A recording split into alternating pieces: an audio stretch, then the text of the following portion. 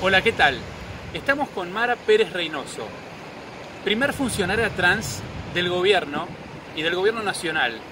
Ella es asesora de la ministra de Seguridad, Patricia Bullrich, y además es la primera funcionaria trans del mundo en el área de seguridad. Por eso queremos hablar con ella para que nos cuente un poco cómo es ser funcionaria trans, su perspectiva sobre la vida, sobre algunos debates culturales que se están dando hoy en el seno del gobierno, en la política argentina, y para hablar sobre todo sobre su origen, sobre cómo se relacionó ella con las fuerzas de seguridad y cómo piensa una funcionaria trans que también tiene, relación con el colectivo LGTB. ¿Qué tal, Mara? ¿Cómo te va? ¿Cómo estás, Mariano? Bien. Bueno, contanos un poco cómo comenzó, primero, cómo llegaste al Ministerio de Seguridad de la mano de Patricia Bullrich, ¿no? ¿Cómo fue? Bueno, hace mucho que estoy en política, no solo militando, sino también con un trabajo desde lo legislativo. Cuando finalmente se ganan las elecciones en el 2015, por supuesto se estaban, resolviendo y analizando por idoneidad, los cargos y los lugares donde iban a ocupar cada futuro funcionario. Y tuve el privilegio, si se quiere, de acompañar a la ministra Bullrich en el Ministerio de Seguridad. Mi idea era seguir en el legislativo, pero bueno, este cambio de planes, de pronto cuando el presidente le propone a Patricia el Ministerio de Seguridad, me llamó la atención, creo que como a todos. Recuerdo haber hablado con ella esa misma noche y le pregunto, porque un compañero de la CNN de Miami me comenta si era cierto ese rumor de que Patricia iba a asumir como ministra de Defensa en ese momento. Entonces cuando le pregunto me corrige y me dice no, de seguridad. Así que también fue una sorpresa para mí. ¿Y por qué seguridad, teniendo en cuenta que vos a lo mejor no tenías una experiencia previa en seguridad o sí la tenías? Bueno, cuando hablaba de idoneidad, yo trato de ser muy cuidadosa y respetuosa con eso. La idoneidad, la meritocracia, para mí es muy importante. Es la formación desde familia y plena convicción.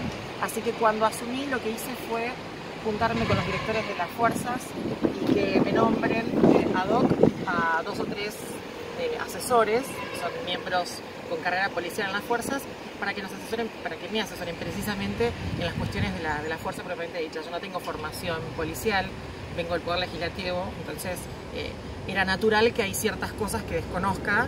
Entonces, para evitar errores involuntarios o algunas equivocaciones en la gestión, me pareció importante. Pero vos ya tenías una relación con la fuerza de seguridad, ¿no?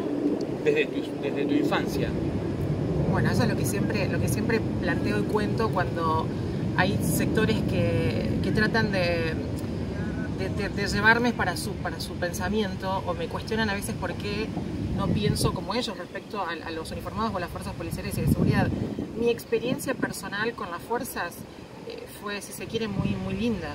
Yo creo que no contesto nunca en público, pero mis padres se divorciaron cuando yo tenía 4 años, mi mamá se pone en pareja con otra persona y sufre violencia de género, pero de la peor. Yo tengo todavía recuerdos de mi mamá con sangre en el rostro y llorando, y yo de 5 años huyendo de casa a la madrugada, y como la educación de mi mamá siempre fue: no hables con extraños, no te subas a ningún auto, y si te perdés, busca al policía, dale la mano y decís dónde vivís y te va a traer a casa. Entonces mi imagen hacia el uniformado siempre fue de quien me va a cuidar, que te cuida. Es un símbolo de protección, de autoridad. Así que creo que en el inconsciente de una criatura de 5 años, yo corría a la comisaría, que era de mi pueblo, de Martínez de Dios, de donde soy. Así que tocaba el timbre a la madrugada y salía al comisario y se encontraba con el escenario, ¿no? Una criatura de 5 años. Perdón, ¿en qué pueblo era? ¿Martínez de Dios? Coronel Martínez de Dios. Ajá. Cerca de Lincoln, ¿no? Es a 90 kilómetros de Lincoln aproximadamente, 80 y pico de kilómetros, en el noroeste de la provincia de Buenos Aires. Sos una mujer de campo, una mujer del interior de la provincia de Buenos Aires. De hecho, no nací en Martínez de Dios, nací en el campo. Sí. Hice mis estudios primarios y secundarios ahí. ¿Y has tenido experiencia rural, de producción, en el campo? ¿Trabajaste en el campo? ¿Tus familia, tu papá era productor. Lo es. Sí, a ver, creo que todos mis hermanos, tanto mis dos hermanos hombres como mi hermana Daniela, los cuatro, sabemos ordeñar una vaca, sabemos usar el tractor para darle de comer a los animales en el silo, pero eso es algo que no es que trabajás en el campo, sino que lo mamás de joven, porque es salir, levantarte a las 6 de la mañana y acompañar a tu papá a hacer algo. Entonces, claro. Eso sí Y ahí en esa experiencia, en esa relación que tuviste con las fuerzas, te contuvieron en tu problema familiar, la policía de Coronel Martínez Dios. Tuve el placer o la grata experiencia de regresar ahora como funcionaria del Ministerio de Seguridad, de regresar al pueblo, encontrarme con quien estaba a cargo en ese momento del destacamento policial, que nos brindó una cena a todos los asesores que habíamos ido a visitarlos en ese momento, y él fue el que recordó ese episodio.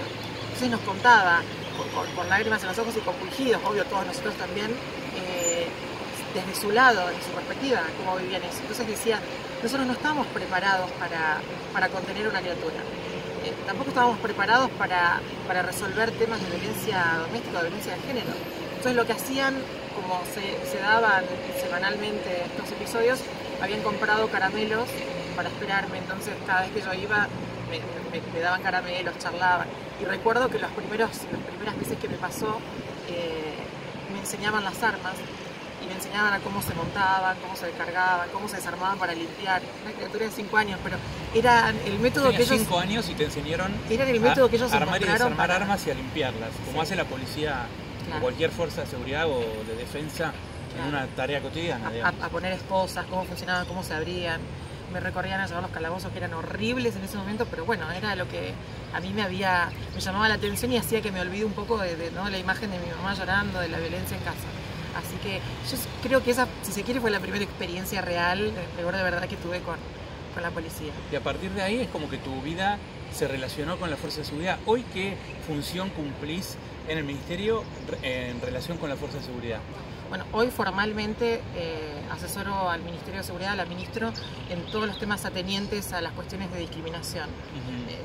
Dentro de las fuerzas, que es donde más trabajo, y también en profesionalizar a las fuerzas o prepararlas para el trato con la sociedad civil y evitar todo tipo de acciones, si se quiere, incluso por malas intenciones. Entonces, también eso es algo que es una realidad que hemos tenido, pero hoy por hoy la idea es que haya fuerzas profesionales, ayornadas y a la altura de los cambios, ¿no?, de paradigmas que se plantean en esta sociedad. ¿Y las fuerzas hoy, hay discriminación en las fuerzas hoy dentro de las fuerzas? Sería responsable de mi parte si digo que no. Ajá.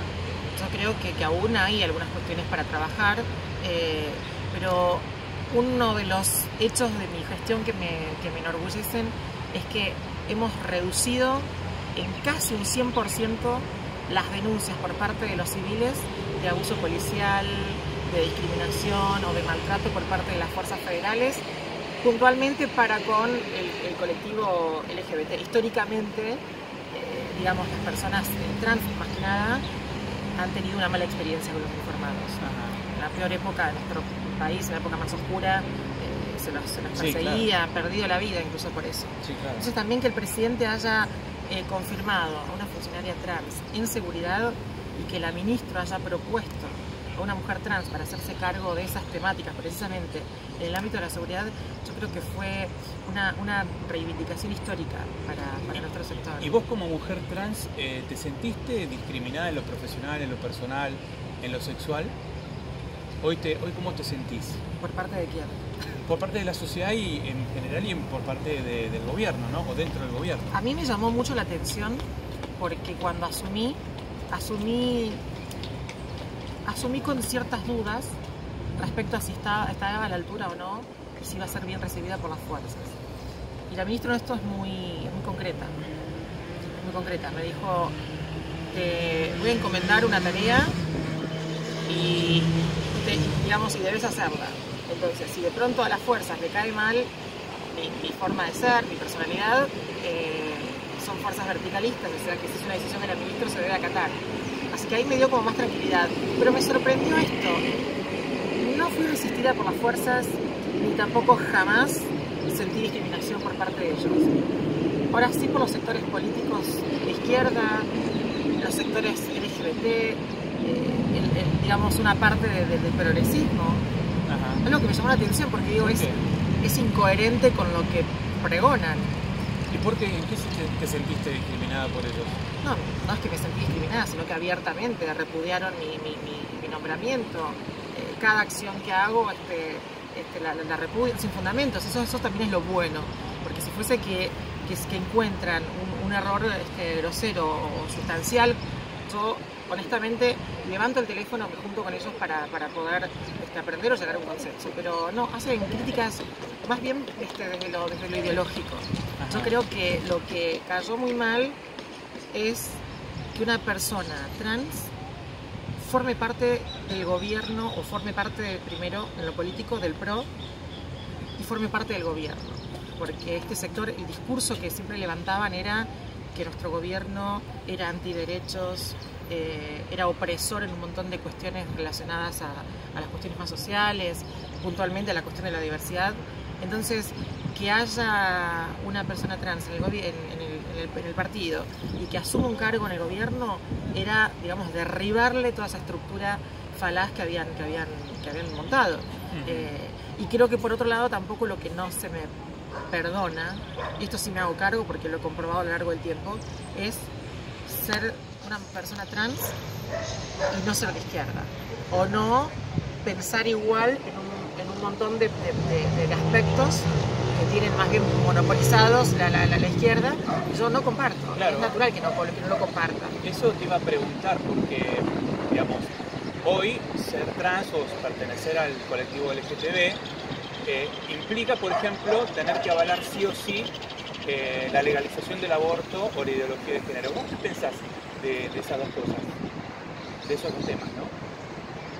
El aborto en el mundo es un tema muy complejo, pero la verdad es que todo en Latinoamérica y más que nada en Argentina, por la idiosincrasia del argentino, es aún más complejo. El aborto yo creo que es un debate de la modernidad y de los tiempos actuales que creo que los estados nos están dando y quiero que es evidente también discutirlos y darlos en el ámbito que corresponde y con las reglas claras. Yo cuando me tocó debatir la cuestión del aborto decía, bueno, a ver, pongámonos de acuerdo desde qué lugar vamos a discutir, porque si vamos a hablar de un vaso, ambos primeros tenemos que acordar de que eso es un vaso. Entonces, en base a eso vamos a opinar. Entonces, lo que pasó en el aborto es que se mezcló todo. Yo sostuve y sostengo que el debate del aborto fue un debate ideológico, y no por el aborto puntualmente. Fue puramente ideológico y político. Esto fue una pulseada. Ideología y política. Fue una pulseada política. ¿Pero vos de qué lado estabas en ese debate? ¿Estabas a favor de la ley o en contra? Yo no apoyé ese proyecto de ley. En primer lugar, porque esto que siempre lo digo, a veces me dicen, no podés darnos ese argumento porque es un golpe bajo, pero yo no puedo ser madre. Entonces, nunca y en ningún aspecto y bajo ningún punto de vista podría estar de acuerdo con eso. Por otro lado, creo profundamente en la vida y como hay otras alternativas, es decir, yo lo que siempre digo esto, con educación en serio y con políticas públicas fuertes, de verdad, y que estén presentes en todo el territorio nacional. Contención a la mujer, al embarazo vulnerable. Más allá de la contención, hay un paso previo. Claro. Que es, insisto, la educación y la presencia del Estado en todos, digamos, el territorio nacional. Porque yo creo y defiendo y anhelo una sociedad libre, donde tengamos la libertad de decidir. Entonces, la mujer debiera tener la libertad de decidir. Si no quiere ser mamá o no quiere estar embarazada, debiera elegir no estarlo. Claro. El argumento siempre es, bueno, porque no tiene educación, o por ignorancia, o porque no llegan el Estado no llega a dar los anticonceptivos, etc.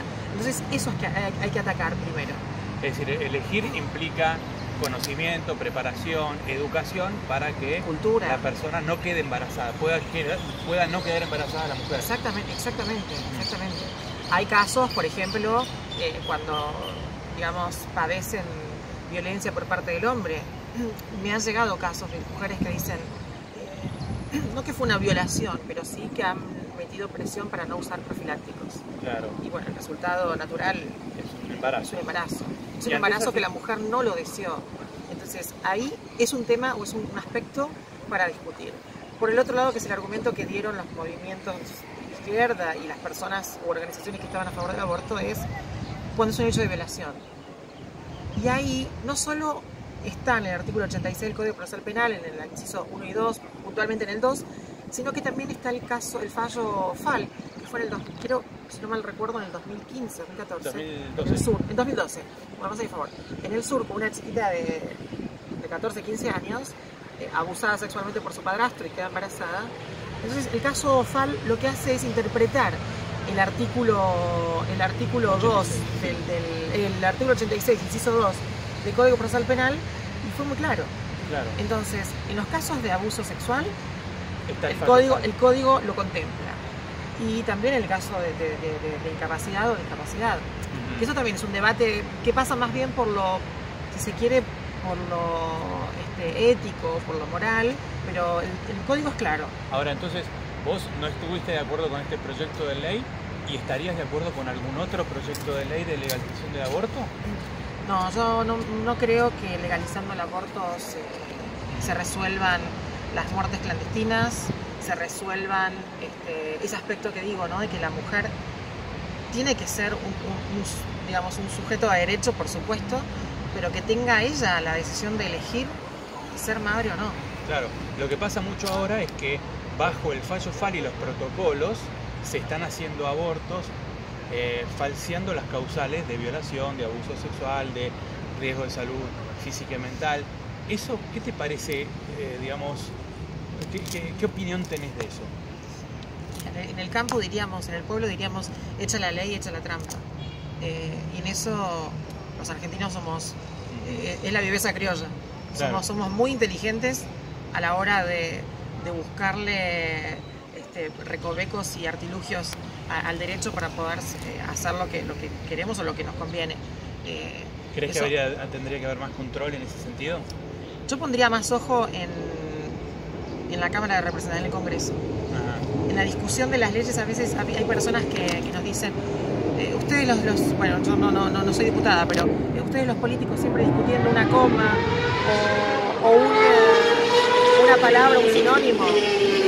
Pero ahí es donde radica después todas estas complicaciones de decir, nuestro derecho de por sí, naturalmente, es ambiguo, es muy ambiguo, es muy vago. Entonces, cuando más claro y preciso